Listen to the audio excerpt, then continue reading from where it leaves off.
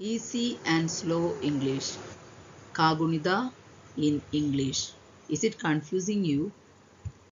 ಕಾಗುಣಿತ ಇಂಗ್ಲಿಷ್ನಲ್ಲಿ ಮಾಡುವಾಗ ಕೆಲವು ಅಕ್ಷರಗಳು ನಮಗೆ ಕನ್ಫ್ಯೂಸಿಂಗ್ ಆಗಿ ಬರಲಿಕ್ಕೆ ಚಾನ್ಸ್ ಉಂಟು.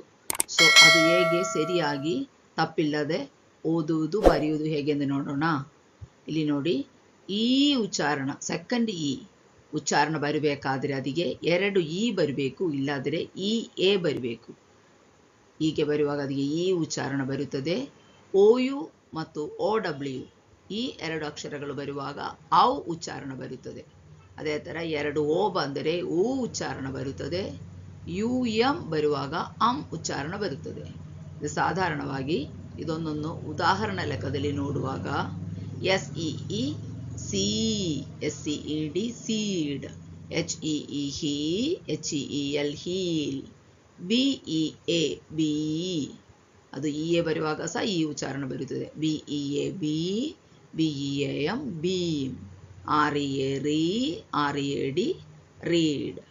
ಅದೇ ಥರ ಓ ಯು ಬರುವಾಗ ಆ ಉಚ್ಚಾರಣ ಬರುತ್ತದೆ. L O U love, L O U D loud, S O U sou, S O U N D sound. O W ಬರುವಾಗ ಸಹ ಆ ಉಚ್ಚಾರಣ ಬರುತ್ತದೆ.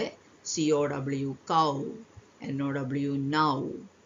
ಅದೇ ಥರ ಎರಡು ಓ ಬರುವಾಗ ಊ ಉಚ್ಚಾರಣ ಬರುತ್ತದೆ. ಅದರಲ್ಲಿ C O O coo, C O O L cool, R O O roo, R O O M room, B O O boo, B O O T boot.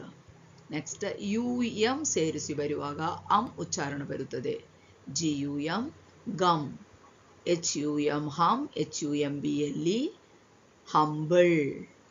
ಅದೇ ಥರ ಯು ಎಚ್ ಬರುವಾಗ ಅಹ ಬರುತ್ತದೆ. ಅದು ಯಾವಾಗಲೊಮ್ಮೆ ಮಾತ್ರ ಅದನ್ನ ಲೆಕ್ಕದಲ್ಲಿ ವರ್ಡ್ಸ್ ಬರುತ್ತದೆ.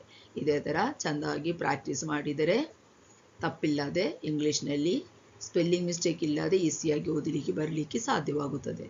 ಹೆಚ್ಚಿನ ಮಾಹಿತಿಗಾಗಿ ಈ ಚಾನಲ್ ಸಬ್ಸ್ಕ್ರೈಬ್ ಮಾಡಿ.